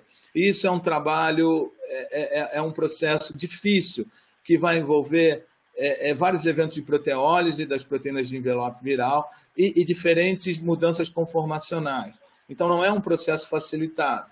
E normalmente, essas estruturas de envelope viral, como é o caso da proteína spike, ela tem duas subunidades, como a gente falou, e ela tem uma subunidade mais externa globular, que é uma subunidade supervariável de ligação ao receptor, e tem uma subunidade mais conservada, que é uma subunidade que está embebida na membrana do envelope viral. E, na verdade, essa subunidade globular é a subunidade globular que controla o processo. Entendeu? Só que essa proteína spike, assim como outras proteínas de envelope, para ela se tornar funcional, ela tem que passar por um processamento. Então, aqui eu estou comparando, por exemplo, no caso do vírus influenza, que funcionou muito como um modelo para o nosso entendimento de proteínas de envelope virais, existe uma proteína chamada hemaglutinina, que é uma proteína de superfície do vírus influenza, que ela precisa ser processada em duas subunidades, assim como a proteína do corona. Isso é feito por proteases que estão presentes no meio extracelular, que são secretadas pelo epitélio brônquico, como, por exemplo, triptase clara. Então, essas proteases clivam a hemaglutinina em duas subunidades e, uma vez, quando esse vírus é endocitado, o pH ácido causa uma modificação conformacional e aí o vírus consegue fundir o seu envelope viral com a membrana do endossoma. Esse é um modelo clássico de influenza. O HIV, por sua vez, ele também faz um processo parecido, mas quem cliva o precursor de envelope dele é a furina. A furina cliva o precursor de envelope, o vírus já sai com o envelope já primado, né, já com esse primeiro corte, que essa proteína original é a GP120, e ela é clivada em GP160, ela é clivada em GP120, GP41, e quando o HIV se liga a dois receptores celulares, ocorre uma mudança conformacional e aí ocorre a ativação da maquinaria de fusão celular. Os coronavírus, eles precisam de duas clivagens consecutivas. Então, a proteína spike, ela aqui é apresentada na superfície não processada, aqui nesse modelo, o vírus é endocitado e por ação de uma protease residente no endossoma, a catepsina L, essa spike, então, é clivada nas duas subunidades S1 e S2, e ela também faz a segunda clivagem consecutiva, que a gente chama de S2', permitindo, então, que a maquinaria de fusão promova a fusão entre o envelope e a membrana da célula. O que se sabe até o momento é que existem duas vias propostas de internalização do SARS-CoV-2 em célula-alvo. Uma é, obviamente, que o vírus ele precisa reconhecer um receptor na superfície da célula, e esse receptor é a AC2, que é a enzima convertora de angiotensina 2. Então, existe uma interação aqui, onde eu estou botando a seta, é a proteína spike amarela, com o AC2, que é o receptor celular. Esse complexo, então, é endocitado, e com a diminuição do pH do endossomo, a catepsina, que eu já mencionei aqui em rosa, ela processa as proteínas de superfície do influenza, permitindo a ativação da maquinaria da difusão. Uma outra entrada que se discute, que é a entrada mais frequente utilizada pelo SARS-CoV-2, é uma entrada que não depende de via endossomal. Na verdade, o vírus ele se liga a AC2, mas ele também, ao se ligar a AC2, ele sofre a ação de uma protease expressa na superfície da célula, que é TMPRSS2, e essa protease já faz as clivagens suscetíveis da spike do influenza logo na entrada do vírus. Então, é um evento de membrana plasmática, né? Pelo que eu li até agora, parece que essa via aqui, e não essa, é a via mais eficiente de entrada viral, mas é claro que tudo isso vai depender da disponibilidade de proteases, porque essa entrada viral ela é um produto de ação de proteínas virais, que são as proteínas de superfície do envelope, e proteases celulares. Então, dependendo da disponibilidade de proteases de uma determinada célula, o vírus vai optar por entrar por essa via mais comum ou por essa via menos comum. Olhando para o spike, para a proteína do spike, uma coisa interessante é que vocês veem uma metade azulada e uma metade avermelhada. Essa metade azulada é o domínio globular que eu falei para vocês, que é responsável pela ligação ao receptor celular. E essa parte azulada, ela é azul porque, de acordo com o slide, azul mostra uma quantidade maior de resíduos variáveis. E a parte avermelhada, que é o maquinário de fusão, é a parte mais conservada, essa parte avermelhada, e é a parte que contém, por exemplo, o peptídeo hidrofóbico que promove a fusão. Então, isso é uma coisa que é observada em proteínas de envelope de diversos vírus, que tem uma porção extracelular variável e uma porção transmembrana, que é a maquinaria de fusão, é muito mais conservada. E aqui, rapidamente, é só para mostrar para vocês as etapas que vão acontecer durante o processo de fusão de membranas, a membrana do envelope viral, a membrana plasmática da célula e a membrana do envelope viral, que acabam levando à internalização dos coronavírus. Então, essa parte aqui de várias coisas que vocês estão vendo é a parte globular, é a parte que se liga ao receptor AC2, que é essa bolinha verde, essa coisa que parece um vegetal verde. Então, o vírus se liga ao AC2. Depois que ele se liga ao C2, ocorre essa proteólise aqui, representada por essa tesourinha. A subunidade, então, S1, ela é liberada do resto da proteína do envelope viral.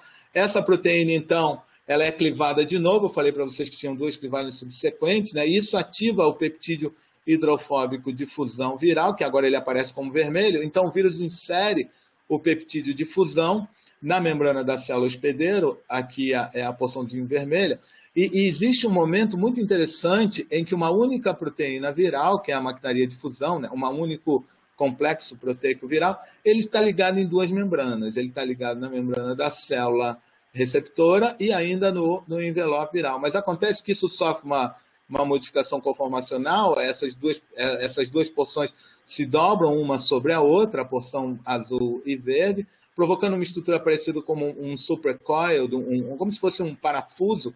Isso aproxima as membranas da célula hospedeira e viral e ocorre a fusão de membranas. Eu falei para vocês, isso aqui é um alinhamento que mostra a grande diversidade que existe entre sequências de coronavírus na subunidade S1 da spike. Então, aqui tem várias linhagens virais diferentes. É claro que a gente vê uma enorme variação com deleções e inserções. Quando a gente olha para a porção S2, que é a maquinaria de fusão, que é super conservada, a gente vê que o cenário é completamente diferente. Então, existe muito mais conservação na maquinaria transmembrana, que é a responsável pela fusão, muito menos variação do que tem na porção responsável pela ligação ao receptor. Esse alinhamento, vocês veem que existe uma grande conservação nesse alinhamento, e esse alinhamento é feito só com esse novo vírus, o SARS-CoV-2. Então, em algum momento da epidemia, eu acho que isso ainda está sendo mantido até certo ponto, não existe um grande processo de diversificação funcional viral, porque esse vírus é um vírus de introdução recente, aquela imagem do Big Bang que eu mostrei para vocês, na espécie humana, então existe um efeito fundador muito pesado e muito recente, e não existe pressão seletiva dos hospedeiros, porque o próximo hospedeiro ele nunca entrou em contato com o vírus, então a gente não vê variações do tipo mutante de escape frente à resposta imune e seleção positiva de variantes. Então, é claro que existe a seleção positiva de algumas variantes, mas a gente não vê isso exuberantemente. E aí, esse trabalho também, que foi publicado na Cell, um trabalho muito legal, em que eles, só no painel da direita vocês veem aqui que tem várias figurinhas, eles testaram o tropismo do SARS-CoV-2 frente a diferentes tipos celulares, humanos e não humanos. O que foi observado é que esse novo vírus, ele replica razoavelmente bem, ele infecta razoavelmente bem linhagens de células pulmonares humanas, infecta também muito bem uma célula intestinal, mas, surpreendentemente, se a gente olha aqui para as barras que representam células de morcego, vocês veem que quase não tem infecção. Então, a explicação ou esse vírus entrou na espécie humana e se adaptou rapidamente à espécie humana, ou essa adaptação dele é uma adaptação a esse hospedeiro intermediário que a gente não conhece, ou essas células, as células de morcego que estão relacionadas à origem do SARS-CoV-2 não estão representadas no experimento. Eu acho... Bem, Marimélia, quando você quiser que eu pare, eu paro. Eu tenho ainda coisas para falar, mas se eu tiver estourado o tempo, tudo bem. Pode falar. Não, tudo bem, assim, se você... A gente, por enquanto, tem só 2 perguntas, então, se você quiser continuar, que eu acho que você está querendo ouvir até o fim para daí perguntar. Então, você me sinaliza, fala para agora, já deu? Talvez mais uns 10 minutos, pode ser? Tá, você que manda. Você que fala para, tá bom? Tá bom. Então, eu vou... Essa parte, vocês acompanhando o ciclo de replicação viral, o que eu falei até agora foi a ligação da partícula viral ao seu receptor, no caso a C2, e um processo de difusão entre membranas, ou membrana endossômica ou membrana plasmática, com a consequente internalização dos componentes internos da partícula viral na célula. Então, como eu falei para vocês, esse vírus ele é um vírus que ele possui como genoma uma longa fita, em torno de 30 kb, de RNA de polaridade positiva. E o que acontece é que esse genoma, como eu falei para vocês, um RNA de polaridade positiva, ele funciona como um RNA mensageiro. E como vocês estão vendo aqui no título do slide, esse genoma viral ele possui 14 ORFs, que são 14 fases de leitura abertas, e ele codifica para 27 proteínas. Então, a pergunta é, como que uma única fita de RNA mensageiro, né, barra genômica, como ela é capaz de ser capaz de sintetizar para tantas proteínas diferentes, se o processo de síntese proteica eucarioto, que é o nosso processo, é um processo que funciona com RNAs mononcistrônicos. Crônicos, por definição, vocês devem saber isso, são RNAs que codificam para uma única proteína. Então, como uma única fita de RNA mensageiro, ela é capaz de codificar para 27 proteínas. É claro que eu estou trabalhando na maneira canônica como funciona a tradução eucariota, através de RNA mononcistrônicos. Então, na verdade, para o vírus ele conseguir sintetizar tantas proteínas a partir de uma única fita, que a célula entende como mononcistrônica, ele tem que lançar mão de várias estratégias. Existem 3 estratégias principais, que é uma coisa bastante usada por diferentes vírus, que é uma síntese de uma poliproteína. Uma outra outra estratégia também muito usada por muitos vírus é um frame shift ribossomal, que corresponde a uma mudança da fase de leitura. O ribossomo está lendo uma fase de leitura e, de repente, ele passa a ler em outra fase de leitura. Eu vou detalhar isso um pouco mais para frente. E uma estratégia fascinante dos coronavírus, que é a síntese de RNA subgenômicos por um processo conhecido como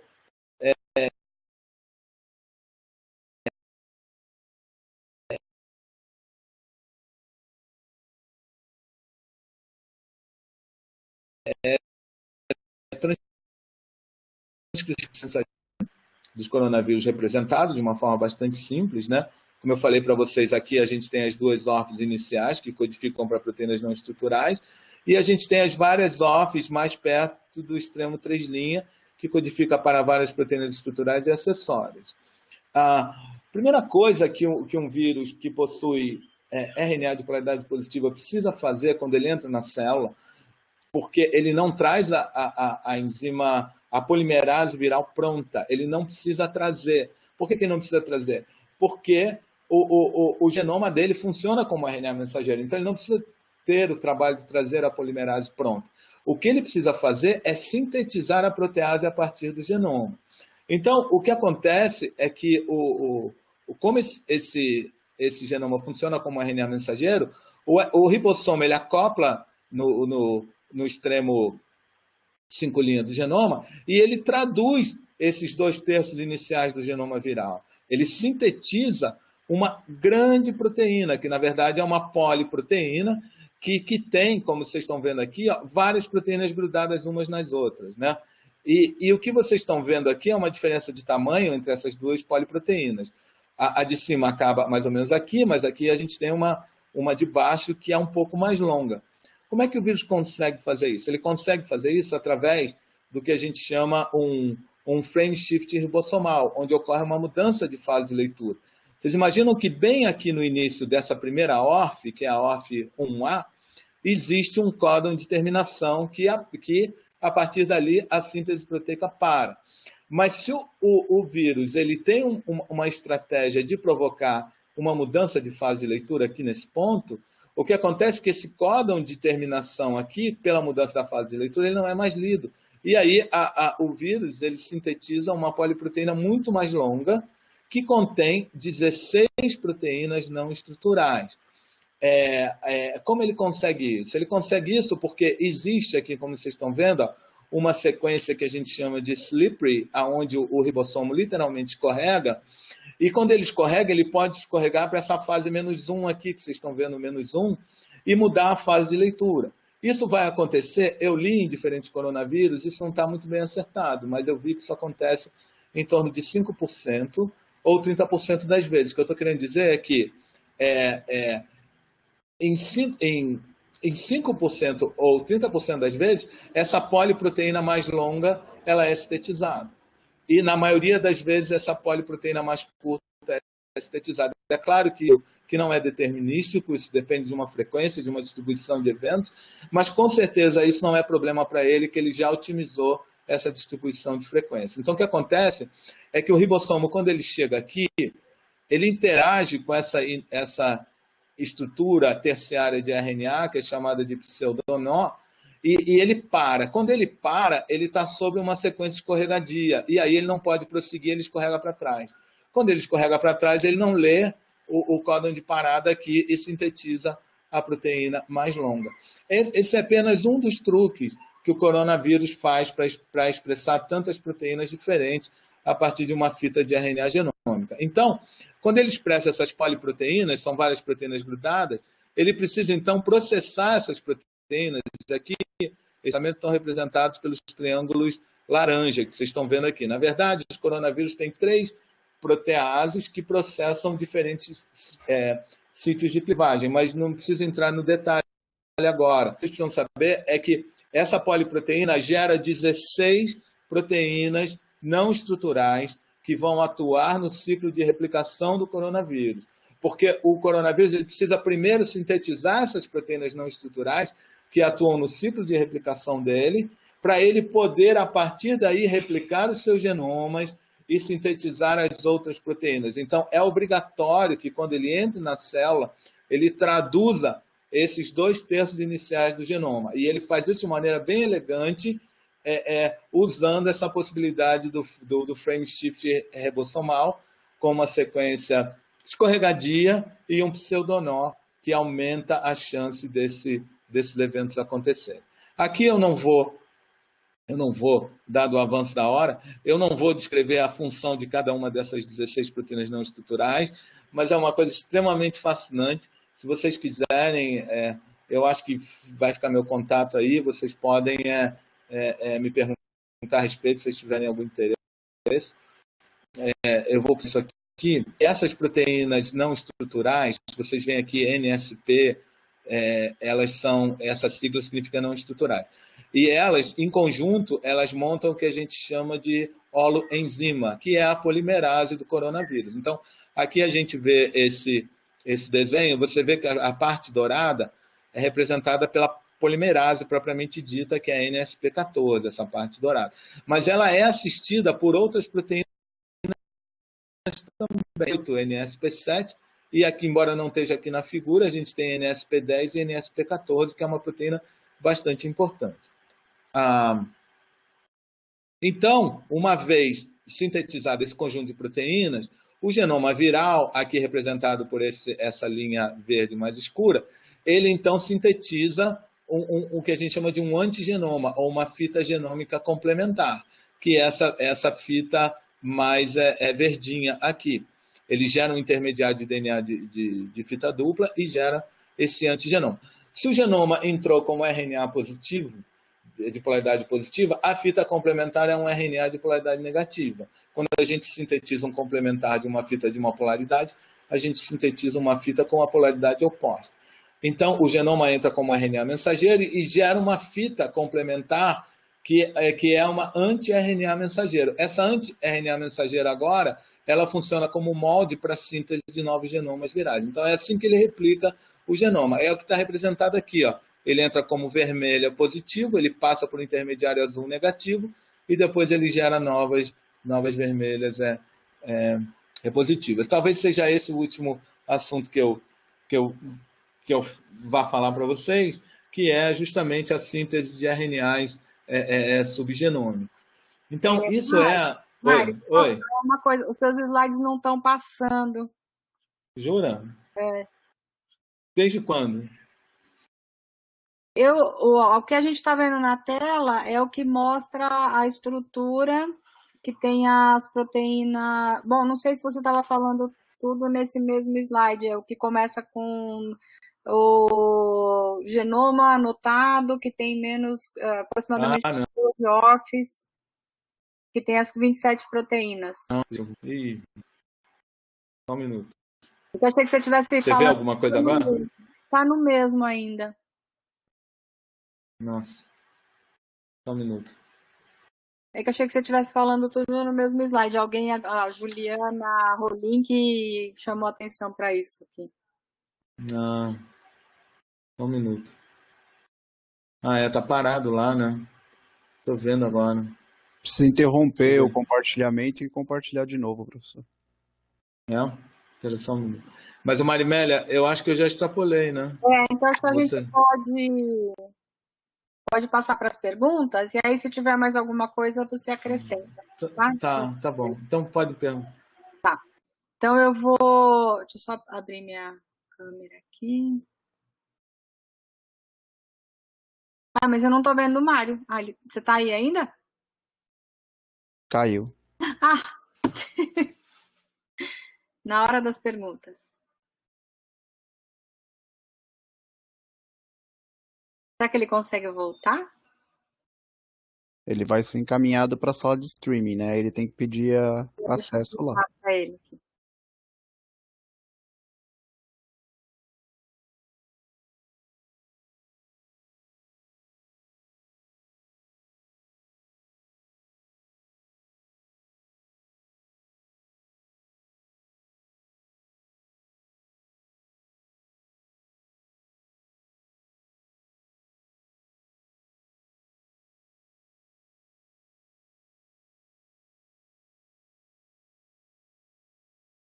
Eu não sei se ele está vendo meu. Acho que.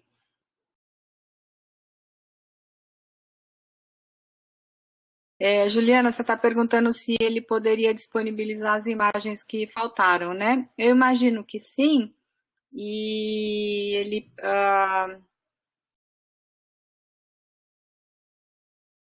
Eu vou ver com ele como é que a gente pode fazer, talvez a gente disponibilizar no site da Pró-Reitoria de Pós-Graduação e Pesquisa, tá? Eu acho que talvez ele esteja com dificuldades lá, acho que é melhor parar, não vai ter jeito da gente continuar, viu? Infelizmente.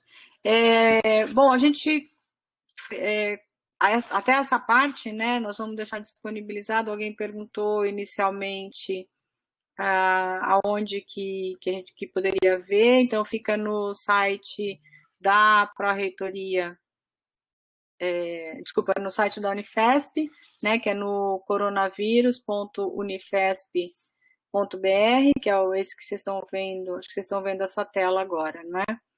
E então nós vamos. Ele está entrando. Michel, precisa aprovar. Já. Então, quem quiser continuar, o professor Mário voltou.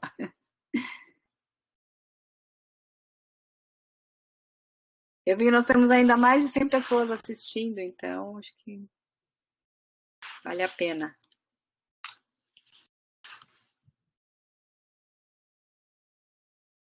Só aguardar um minutinho que ele deve estar habilitando o microfone.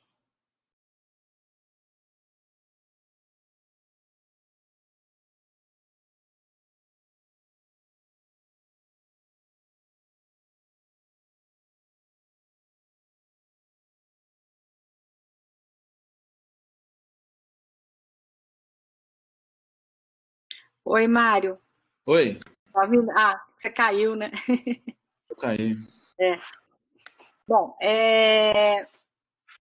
já vou aproveitar então. A Juliana Rolim perguntou se você poderia disponibilizar as imagens que faltaram, os slides que faltaram. E aí depois a gente pode terminar, se você puder disponibilizar, a gente deixa no site da Pró-Reitoria de Pós-Graduação e Pesquisa. Eu posso sim. Você já tem a apresentação, né? Já tem, né? Sim. Pode sim, sem problema. Pode ser aquela mesma, né? Então tá ótimo. Obrigada. Então deixa eu já te passar aqui as perguntas que foram chegando. A própria Juliana, ela já tinha perguntado no começo da apresentação como é que o SARS-CoV, tendo um R0 de 3,5 e mortalidade de 11%, não se tornou uma pandemia como o SARS-CoV-2? Então, na verdade, Juliana, essa medida de R0 do SARS-CoV-1 ou do SARS-CoV, ela é bem enviesada, porque essas infecções por SARS-CoV-1 ou SARS-CoV, elas aconteceram num ambiente, quase que absolutamente num ambiente hospitalar, onde havia uma chance de contágio e infecção bem intensificada, e a gente não teve oportunidade de ver como seria esse R0 num evento populacional global, como a gente está vendo com o SARS-CoV-2. É claro que esse vírus ele causou uma epidemia, a gente teve 7.000 não sei quantos casos distribuídos no mundo inteiro, mas esse vírus, na verdade, esse R0 que você está falando aí de 3, alguma coisa, ele não é real, porque ele é um R0 que ele foi mais medido no contexto hospitalar, onde as trocas eram muito mais intensas, né? Então, esse vírus nunca foi um transmissor muito bom. Pelo que eu li, ele na verdade, assim, a transmissão dele é sempre vinculada a quadros clínicos, né? Então é muito mais fácil de você conter, separar, isolar a pessoa. Não tinha esse componente tão marcante de assintomáticos ou pré-sintomáticos que transmitiam o vírus, sabe? Então tudo isso contribuiu. A gente sabia quem era qual animal era os gatos civetas, né? O felino civeta como animal intermediário. Então, várias coisas contribuíram, né? E o próprio distanciamento social, ele foi suficiente. Foi uma epidemia que durou de 7 a 8 meses, se eu não me engano, e o vírus ele praticamente foi erradicado da população, né? Essa questão da fatalidade, né, em torno de 10%, ela também está relacionada com esses eventos hospitalares, né? A gente também não sabe de verdade qual foi a real fatalidade do SARS-CoV-2, porque a gente não teve chance, né? Você está vendo aí agora no SARS-CoV-2, toda hora isso muda. A gente já teve fatalidade de 5%, a gente já teve fatalidade de 3%, a gente agora está se aproximando de uma fatalidade de 1%. Então, tudo isso depende de uma questão muito mais complexa. A gente não tem acesso a esses números de maneira precisa.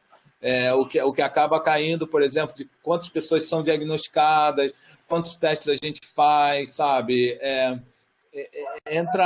A gente tem um denominador muito variável, sabe? E se você botar ainda coisas que a gente não compreende ainda, que é a permanência dos anticorpos, quanto tempo eles vão durar, em quanto tempo eles vão desaparecer, então isso confunde muito. Mas eu não acho que esse vírus teve um R0 de 3 pontos alguma coisa. Eu não acho isso.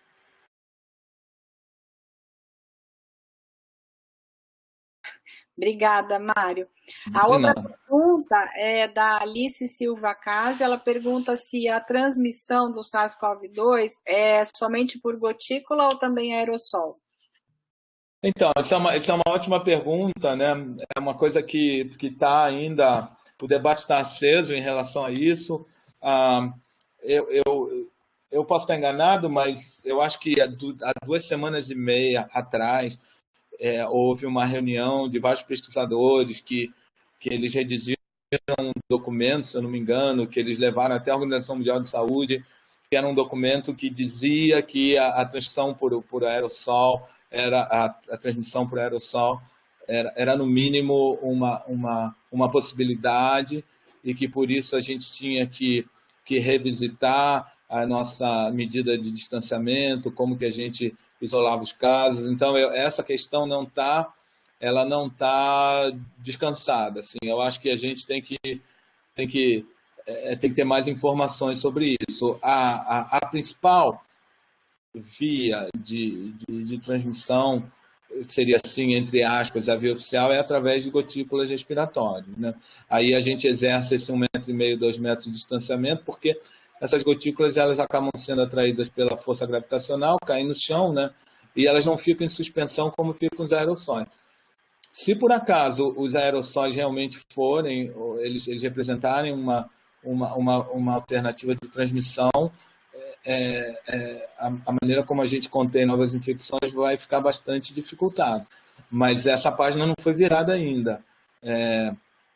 Mas eu digo para você, assim, a gente até viu isso, o que o CDC tinha publicado no início de julho, e o CDC tinha reforçado a transmissão por droplets, né, que são as gotículas, e que essa transmissão era mais importante, inclusive, que a transmissão através de superfícies contaminadas. Né? Então, a principal via de transmissão é através de gotículas respiratórias. Mas a questão não está totalmente fechada. A gente compartilha com você a sua preocupação. Obrigada. De nada.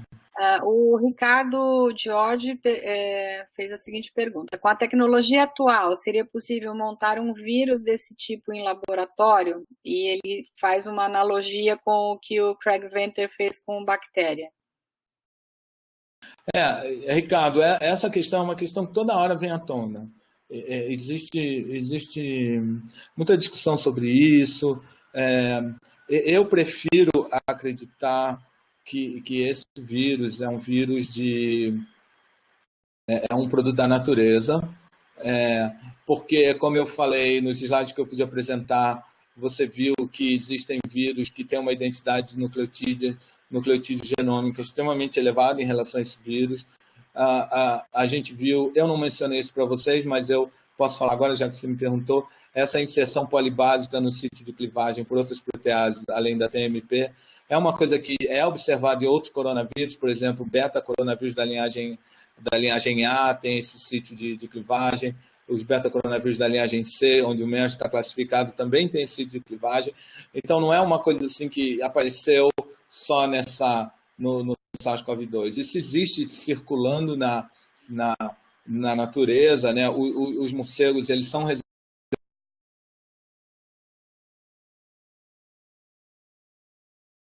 reservatório importante de claro.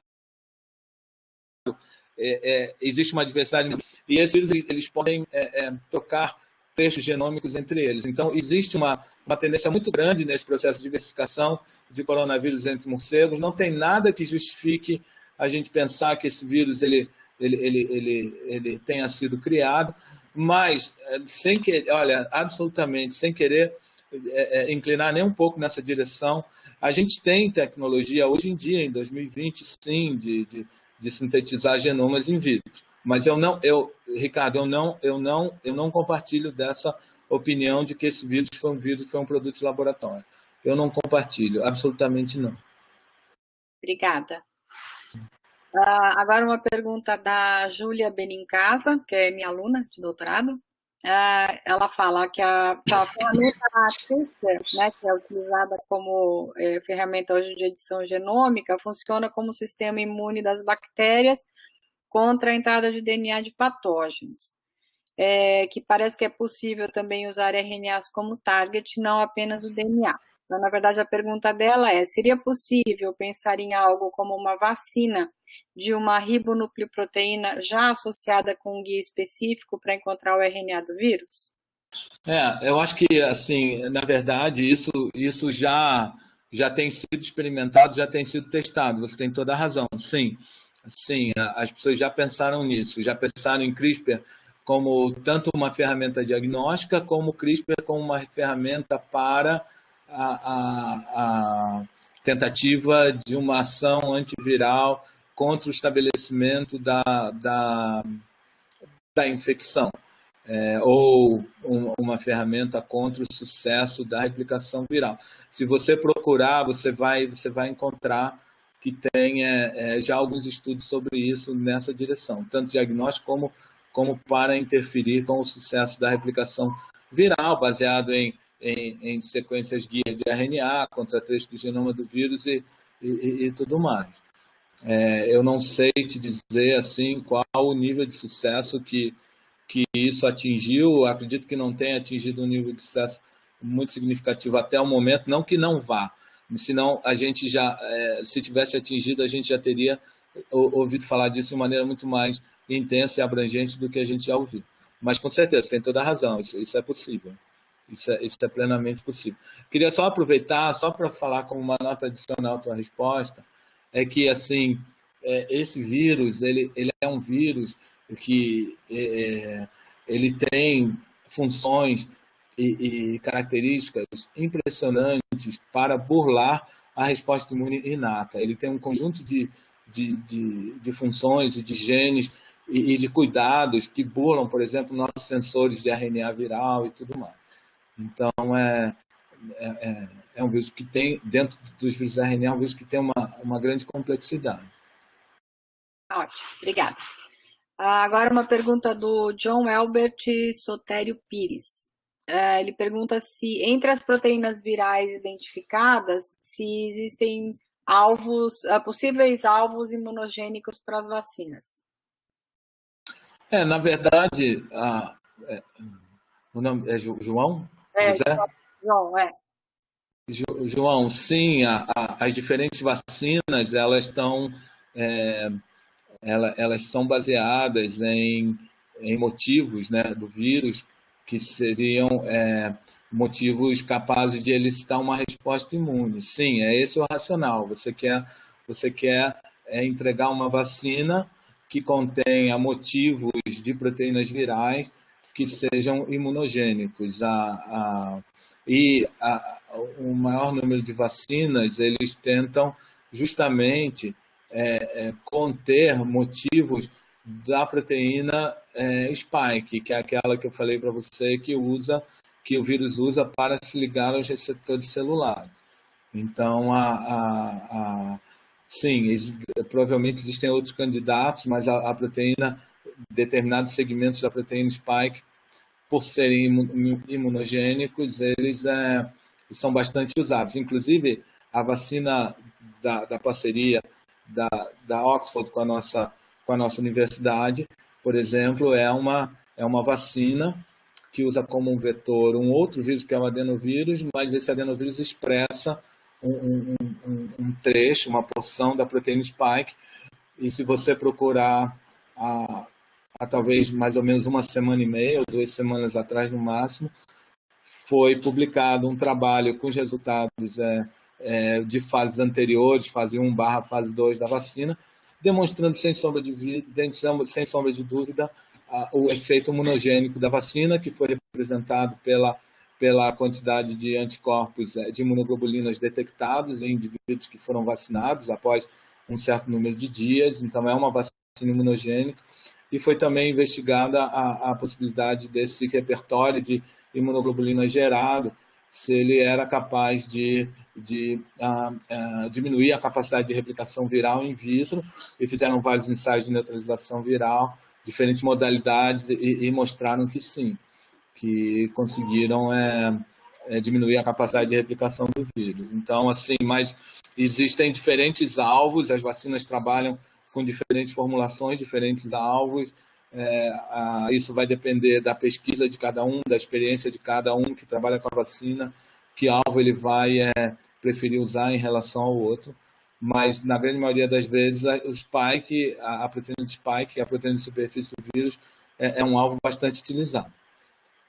Ótimo. Então, agora a gente tem tempo para, acho que a última pergunta, que é do Kleber Barreto, que ele pergunta sobre reinfecção, se já tem estudos definitivos sobre a reinfecção. Kleber, isso era uma coisa que a gente gostaria muito de saber, porque você tem toda a razão de estar preocupado com isso. Isso é um ponto umbilical, né, extremamente crítico em relação a todos esses esforços e tudo isso que a gente está discutindo. Porque se houver reinfecção, isso minimiza muito o esforço de uma vacina, a não ser que essa vacina contribua de uma maneira terapêutica, né? Mas preventiva, se a reinfecção for uma coisa, um evento frequente, isso minimiza o uso de uma vacina. Na verdade, as pessoas têm discutido muito isso, assim, e eu acredito, eu até falo isso com meus colegas, né? Tem várias pessoas trabalhando comigo com o corona em vários diferentes aspectos, né? Eu acho que no momento que a gente está da epidemia, da pandemia, a gente já tem, eu me esqueci na cabeça, mas a gente tem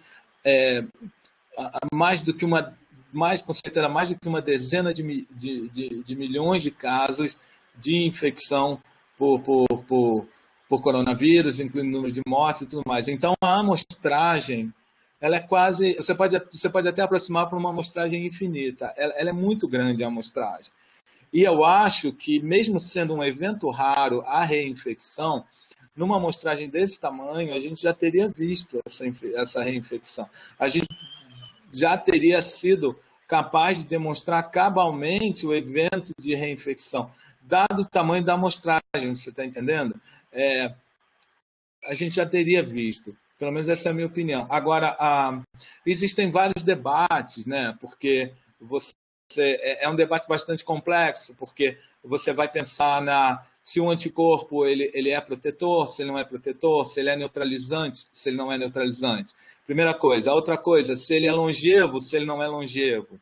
Se ele desaparece num tempo e aí o indivíduo se torna novamente desprotegido ou não. O quanto é importante esse anticorpo. Ou se é melhor a gente medir a imunidade celular, sabe? É a imunidade celular que traz a resposta da proteção ou é o anticorpo? Então, tudo isso está em cima da mesa ainda, sem pensar que imunidade celular não é algo que você possa fazer em tão grande escala como você faz um teste convencional de sorologia, entendeu? Então, a imunidade celular requer um treinamento laboratorial, não é um teste tão simples que você faz em massa quando faz a sorologia. Então, investigar a proteção real desses indivíduos vai ser uma coisa relativamente trabalhosa, sabe? Outra coisa que entra em jogo, que está em cima da mesa disso aí, é a capacidade de diversificação do vírus, né? Você teria um evento de reinfecção se por acaso esse vírus ele fosse diversificando de uma forma que ele se tornasse tão diferente que aparecessem novos determinantes antigênicos que não foram vistos pela infecção inicial. Mas aí a gente cai nas taxas de mutação do vírus, que não são tão elevadas assim. Então, são muitas coisas. E só para finalizar a sua resposta, a resposta à sua pergunta, é que engraçado que nos morcegos a gente tem que acreditar que existe muita reinfecção, que existe muita infecção múltipla, senão a gente não teria essa diversidade que decorre de processo de recombinação. Você só faz uma recombinação efetiva se dentro de um indivíduo único existem vírus relacionados, mas diferentes. Aí você cria um mosaico, porque se os vírus são iguais, você cria um mosaico que é formado de uma coisa que já é igual à anterior, não adianta nada. Então, para você ter um mosaico efetivo, uma recombinação efetiva, você tem que ter vírus que são minimamente diferentes entre eles. Aí você identifica o mosaico. E isso é um processo de diversificação que os coronas utilizam bastante entre morcegos. Haja visto esse paper que foi publicado na Nature há 2 dias atrás. Eu sugiro você ler sobre isso, que você vai gostar. Mas eu acho que em humanos a gente já tem uma amostragem grande demais, que mesmo que fosse um evento raro, a gente teria uma demonstração cabal de um processo de reinfecção sustentado.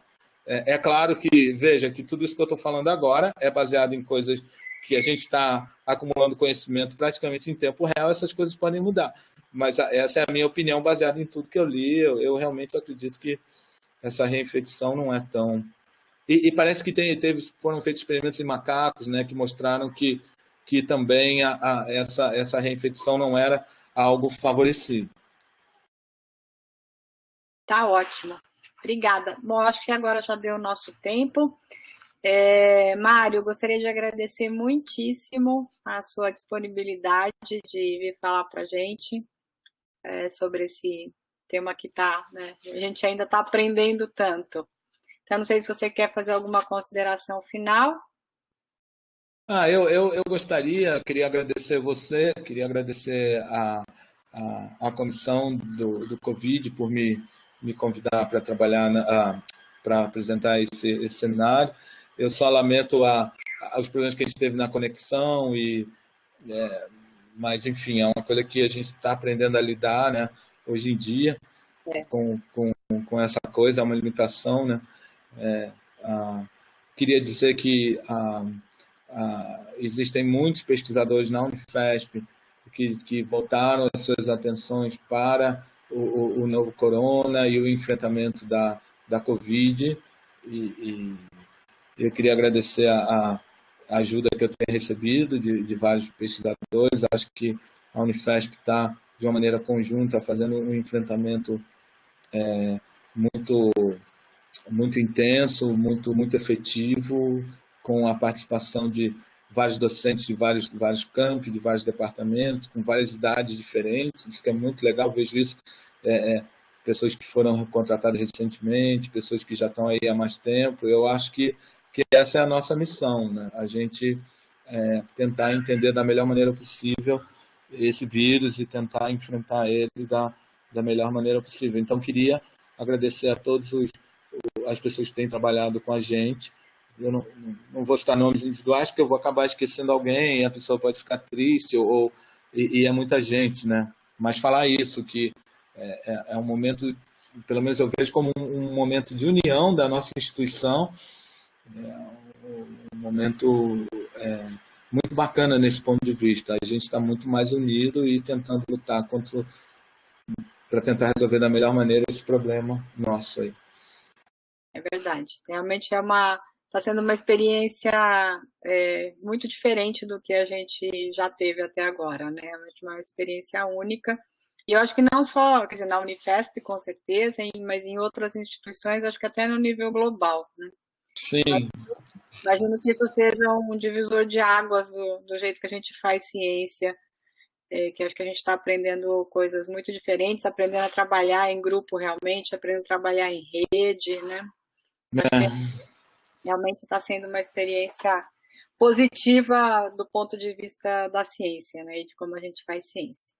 Bom, eu então de novo agradeço, Mário, em nome da Pró-Reitoria de Pós-Graduação e Pesquisa, em nome da reitoria do Comitê de Enfrentamento do Covid, agradeço também as pessoas que assistiram, agradeço o Michel e o Manu pelo suporte técnico, né, da informática e ajudando a gente a manter esses webinários ativos. Então, obrigada, até a próxima. Tchau, Mário, obrigada. Tchau, Viu? obrigado a você. Tchau.